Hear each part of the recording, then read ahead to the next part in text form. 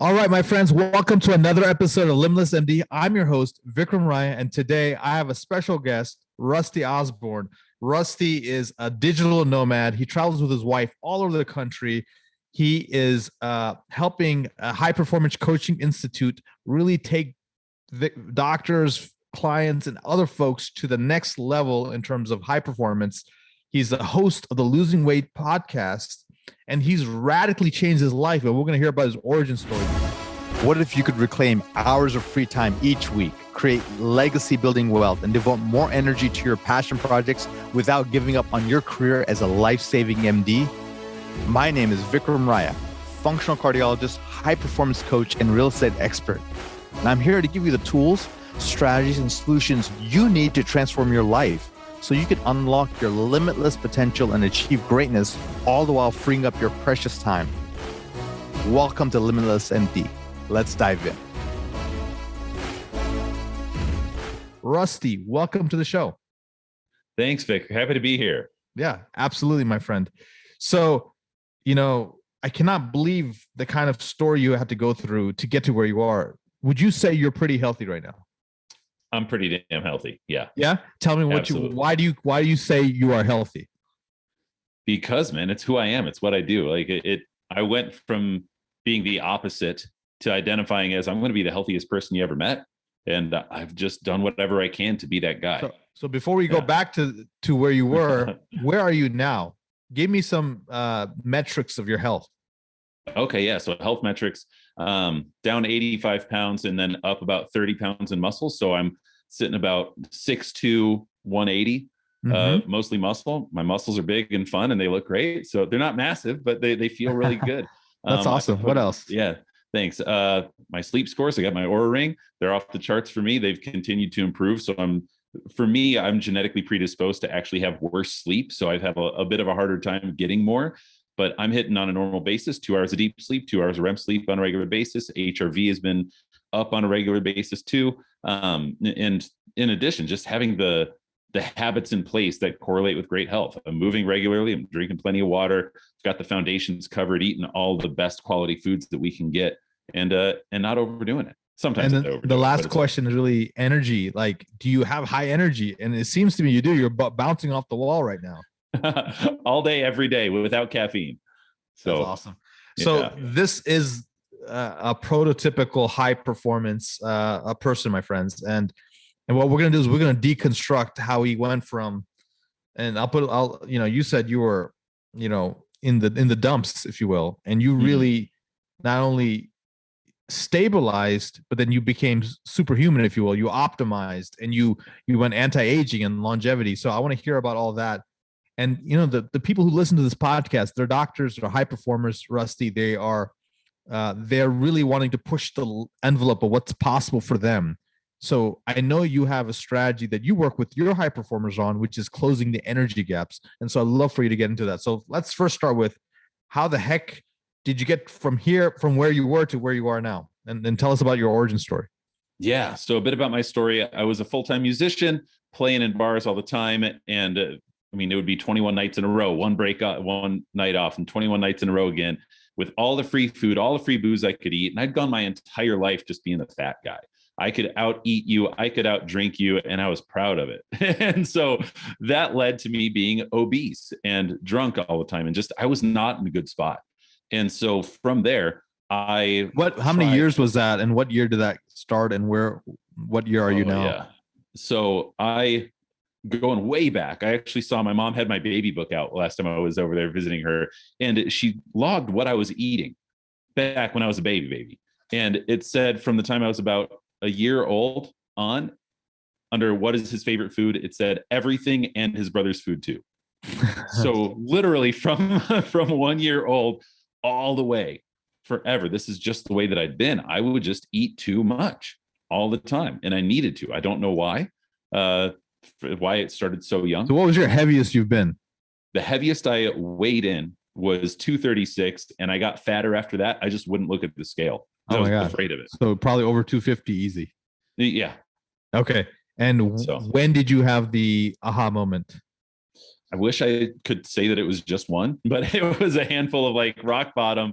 hit the ground, get dragged along the ocean floor for a while is what it felt like. But one particular night, I was playing a show and just went off the deep end partying, and I lost a bass guitar. It wasn't even mine. It was borrowed custom, a high-end bass. And it was a whole issue around figuring out where the heck did this bass go. Ended up finding it the next day. And the real shift there, the turning point, was when I found it, I said, oh, let's go out and drink to celebrate that I found it. And that was really when I realized this is an overconsumption pattern that led to a problem. And then I wanted to celebrate with my same pattern. That didn't line up. So it was when I finally recognized that even when something went bad, I wanted to eat and drink. When something went good, I wanted to eat and drink. And so that particular time when I almost lost someone else's $4,000 instrument, that was really the turning point for me. So or one of the big ones. What did you do, and how did you deconstruct the behaviors of what happened, and how did you reconstitute yourself to architect the future you have now? There was a few different pieces that laid in, right? Because any of these journeys, there's always different layers. Earlier than that, I had started walking a little bit. I started running. I started doing what I saw healthy people doing. And I was fat. I was tired of being fat. So I saw people running on the beach. I'm going to start running on the beach. And until the point where I was running marathons, running ultra marathons while I was still really fat, eating what the experts said I should eat according to the books I was reading. I had a personal trainer, and I, through all that, lost about 20, 30 pounds. And that didn't line up for me. And so that was one thing, was realizing that exercise is not what causes weight loss. It worked for some of it, but when you're, 80 to 100 pounds overweight, that's not the key. And so when I injured myself from running too much while I was fat, and I had this incident where I lost the base, I said, okay, I've got to figure something else out. So we dive into nutrition and just aiming for optimal health. So optimal health and longevity, when that was the goal, suddenly the weight melted off. I was still overeating, but I was eating the right foods and melting. Still, I lost another 50-ish pounds just by shifting my nutrition and my goal of I'm going to be optimally healthy, not just fit. So you went from you changed your identity. You are like, I am not only healthy, I'm optimal. And then you made that your goal. So you didn't stop at, hey, I just need to lose a few pounds so I can look good for that event, or I need to fit into that dress. It was more like, I want to have the energy of a healthy lifestyle, and I have a high performance lifestyle. Okay. So that identity shift happened. And have you gone back to your old ways? Never. Yeah. So, I mean, I'm not going to say that I never, had a couple too many drinks once or twice here and there, but never to the level that I did that last night. Why do you think that is the case? How do people make these permanent changes in their health and own them for the rest of their life? That's a great question. One that I think about all the time. So for me, it was that I went through enough pain and I knew there was something better. I knew there was more to life than just drinking, eating, and wondering when we're going to do that again. So that loop didn't work. So knowing that was enough caused me to ask more questions, like what else is out there? How do you actually get wealthy instead of just living paycheck to paycheck? How do you just get to that next level that you see other people doing? And so that answers your next question that you asked, which was, how do people make this change and keep it? When it comes to wanting to make a change, well, we have to decide. And the only way that we make a decision is if we ask questions that shift the way we think. And this is why I'm really into sales, because we need to sell ourselves constantly on the next version. And so what questions can we ask? So if you can really find the pain of what is this costing me? Why must I change now? Why can I never go back to the way it was? When you start asking those really deep questions of yourself, then you can start to see what's possible. And then you ask the questions of who can I be? What am I capable of? Right? What else can I do? And how can I make that happen? And so questioning is how we can shift everything. I love that. So it's questioning, it's getting leverage on yourself of why you must change. And it's not a should, right? Like everyone should do a lot of things, but very few people get, you never get your shoulds, you get your musts. Yes. And you've made it a must, Rusty, based on what you're telling me. And now you've helped other clients do the same. And so you made it a must, and now you're at this sort of elite level of fitness. And I would even say that's one of the S's we talk about in Limitless, right? We talk about your state, your story, your strategy, but then the fourth S is your standards. And from what I'm understanding, Rusty, you elevated your standards to such a point that it's a non-negotiable to live at this high level. And I'm also assuming that the kind of people you hang out with is different than the kind of people you used to hang out with. Is that right? 100% correct. 100% correct. On the standards, like we've got certain rules. The junk food does not come through our front door. Like that threshold is where junk food stops. No donuts, no, like we got gifted donuts one time from a good neighbor, and we let it in just past the front door and then tossed them out immediately afterwards, right? Like those non-negotiables had to be in place. And then the people that we were around, I love my friends and I still tell them I love them and I mean it. And I don't hang out with them on a regular basis. When you were actually on my podcast, one thing that you said was fire your fat friends. I was like, that's gold, man. Like you don't have to get rid of them forever, but you can edit that relationship. I like that word, edit. I got that one from Bedros Cooley, and I heard that recently from him. And I was like, that's a good way to think of it, because I can still love this person that I used to party with. And next time that we're going to hang out, I'm going to suggest coffee or a hike. You know, I'm not going to, as I go to bed at 8:30, I'm not going to go out drinking with you. Right. You know, and so that the environment is absolutely critical. Absolutely critical. And what happens is your change will make people around you uncomfortable, and they'll feel uncomfortable because they're thinking they're losing you, and they're thinking, hey, you know, I'm still this way, that he's evolving or she's evolving. And then they'll want to pull you down because it softens the blow for them. And so you love them, but you still follow your own destiny is what I guess we're both trying to say here. So that's awesome. Help me understand this. You know, I really want my listeners here to talk about this energy gaps philosophy that you have.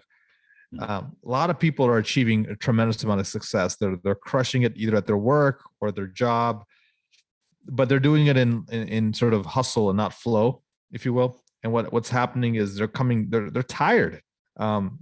They're practicing all day they're doing surgeries, they're doing their procedures, they're seeing a ton of patients in the hospital, and then they come home and then they're trying to maintain the high energy for their family, but instead they're getting a washed up version of themselves that they're giving to their family versus their best version of themselves. Tell me about how you've constructed a way to close those energy gaps to where they're not losing energy and they're actually maintaining that high level energy throughout their day.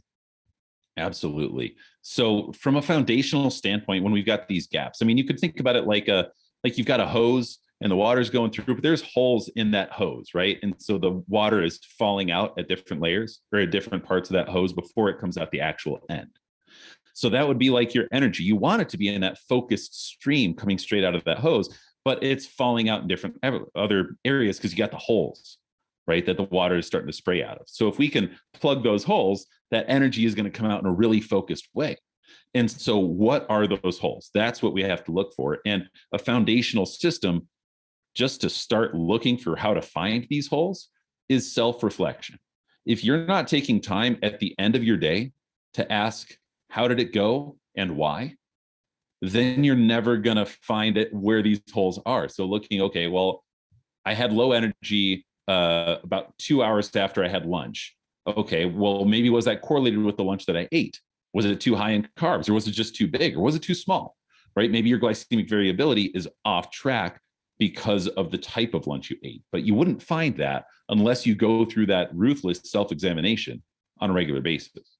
So that's just a foundation. If you just start with that and you didn't even listen to anything else I said, that one habit will get you there, right? Regularly going there. So the next big foundation that I always look at is nutrition.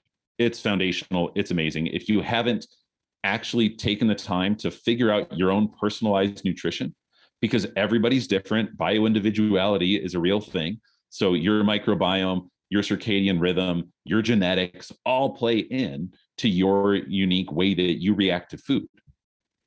So if you can personalize the food that you're going through, so I'm a big fan of elimination diets, right? Yes. If we can go through an elimination diet, we take out a bunch of crap for 30 days, or more, and then you systematically reintroduce it, you'll figure out which foods work and which ones don't. Yeah, I highly recommend this. We do this for a lot of our, when I had my Vitology clinic, we would do that. And then a lot of my coaching clients now, when they join the program, they're like, hey, what are you putting me through? I'm like, oh, don't worry about it. It's going to make you feel like $1 million. And so it's the foundation is that elimination diet. So I love that. So keep going, man. So we got self-reflection, nutrition. What's next? Yeah. Outside of self-reflection, nutrition, breathe through your nose. This one isn't talked about enough. Breathe through your nose. Your mouth is only for eating, talking, and in case of emergency, air intake. The rest of the air should be coming in through your nose. And what this does is it actually turns up the amount of carbon dioxide in your system, which is good because oxygen needs carbon dioxide to open the door of the cell for the oxygen to get in. So if you want that Krebs cycle to work how it should, we need a little more carbon dioxide in the system that we will not get if we're mouth breathing. Plus, if we're mouth breathing, we're more in the sympathetic state. So we're in that more fight or flight. You are just literally breathing out energy that could have been in that focused direction that we were looking for. So breathe through your nose as much as possible. I get extra nerdy with this. I wear a nose strip when I sleep and I tape my mouth shut. I want to ensure that like you're not playing around, Rusty. My wife thinks it's so hot. Just kidding. No, I'm not playing around. I want to be the healthiest guy you ever met. Right. Okay. So whatever it takes. And that alone, if I had shifted that even before my nutrition, I think that would have made a massive difference in my life. And it still continues to. Every time that I focus more on breathing through my nose than anything that'll turn up carbon dioxide in my system, I get more energy throughout the day. So I'm trying to even breathe less often and shorter breaths, not necessarily short in cadence, but short in, what would you call that? Bigness, total liters intake. I don't know, but I'm losing the words. But when we can do that, we can, because your oxygen is generally going to still stay up around that 97%, unless you've got something serious going on elsewhere. And you can get a pulse oximeter and measure this. I've tried to get my oxygen low and I can't do it. All the different breath works and exercises I tried couldn't get my oxygen to go below 96%. Fantastic. So, yeah. So carbon dioxide up, oxygen stays up, and you just feel fantastic. So that's one of the energy gaps. Outside of that, I think the other biggest one is your mindset. If you are consistently focusing on negative self-talk, you're worrying about how to optimize your health too much instead of staying focused on your job. And that one took up a lot of my brain space and a lot of my energy. Once I stopped focusing so much like orthorexically on, wait, did I take my supplements at the right time? Oh my gosh, I fell asleep 2 minutes late last night. Oh no, like all that little crap. Yeah. That really took up a lot of brain space. Yeah. So if you go OCD on the thing versus just general principles. Okay. Got it. Yeah. Focus on that 80-20. Like it really matters. And the more that we can subtract from these distractions of negative self-talk, orthorexia, really obsessing over minute details for something that isn't important for your biggest vision of life, right? I think obsession is important. However, the timing of my probiotics does not matter nearly as much as me making sure I got my meditation in today. Like it's okay to let these flow out a little bit. It's all that Pareto principle. What's the biggest bang for your buck? What's the pearl that if I take that, it's going to make everything else, easier or unnecessary, Exactly. And it's not to say we can't really get these routines solidified in a way that they happen optimally throughout the day. We just can't obsess over it, or else we're going to let our energy just sap throughout. And instead of being focused at dinner on like how amazing the meal is that your wife cooked, you're just thinking, oh my God, she put too much rice in my bowl today, and that's going to throw off my macros. Maybe that's another one. Mindset probably can roll into gratitude, right? It's massive. And it's really anchoring that in. And there's a lot of people know about gratitude, but I want to share with the audience that there's intellectual gratitude and there's actually the emotional gratitude where you actually feel it in your heart, in your emotions, and your voice quivers and you get goosebumps, and that kind of thing is that then you actually feel you're actually releasing the hormones of love and of calmness and peace versus the hormones of stress, right? You're avoiding cortisol, you're avoiding the norepinephrine and all these other things that trigger more of a stressful state. So I like that. Yeah, 100%. One tip that I love for that, if anybody is kind of just going through the motions in their journaling. Like, yeah, I practice gratitude, but I don't feel it much. The tip that I found and I love is you write down what you're grateful for. So I'm grateful for my wife. Well, then why? Like, write out legitimate reasons why you're so grateful for your wife until you start to feel your heart sing, when you really feel your state change. And that is going to be more powerful than a list of 20 things you're kind of grateful for. That's awesome. That's good. It's a way to get sincere gratitude. Mm-hmm. And you can use that as well on, like we talked about earlier, when you want to make a change. Well, it's not enough to say, well, I want to be more energetic. Why? Ask that question. Dig into the pain. Really feel deeply. Feel why you want to make this change. Why is it you want more energy? Why is it you want more money? Why is it you want a better relationship? Why is it you want a better family life? Right? Why do you want these things? And the more that you can hone in on the feeling, the emotion behind it, the emotions are the language of the subconscious. And if 95% of our habits, actions, and thoughts are subconscious, well, it doesn't matter what you logically think. Like, we need to get access to the subconscious brain, and you can do that through emotion. So the more that we can really feel, that'll really get us there. So, Rusty, as we wrap up here, what you've been around some really high performance people in your career, in your lifetime. Can you share with our audience like some common characteristics you see of these high performers in multiple walks of life? And if there's any even physician high performers you see, that'd be great as well. But just, if there's some kind of common traits that you find. Yeah, definitely. I see a few different groups of high performers. There's some of them that I don't personally identify with as much because they've always been the high performer. If that's you, I am slightly jealous and I'm proud of you. That's exciting, right? And then there's the people like me that feel like I was just absolute garbage my whole life and I've created the high performer. And so I'm going to talk more about that because that's who I am and that's what I've seen. And so the thing that connects us as high performers that weren't previously is there's an innate drive. There's something deep down that's like, I know there's better. I know there's better. And I'm willing to do weird for lack of a better term. Sorry, I don't know your rules on cursing here, but I went for it. but I'm willing to be weird and could potentially be the outcast in my group if it means that I can be better for myself. Because if I'm better as myself, the people around me will get better. Right? If I personally, like, for example, when I needed to change my health, I decided I was going to do it. And even if I was weird, I was the one wearing blue blockers on stage. Like, I looked weird singing country music with blue blockers on my face, right? That was just not the normal thing. But I knew that it was going to help me sleep better. I knew that if I was eating the best food at the restaurants when I was playing with the old band, well, then they started to do the same thing, even though they still made fun of me for it. Right? I was willing to be obsessive about it, about the thing that matters most.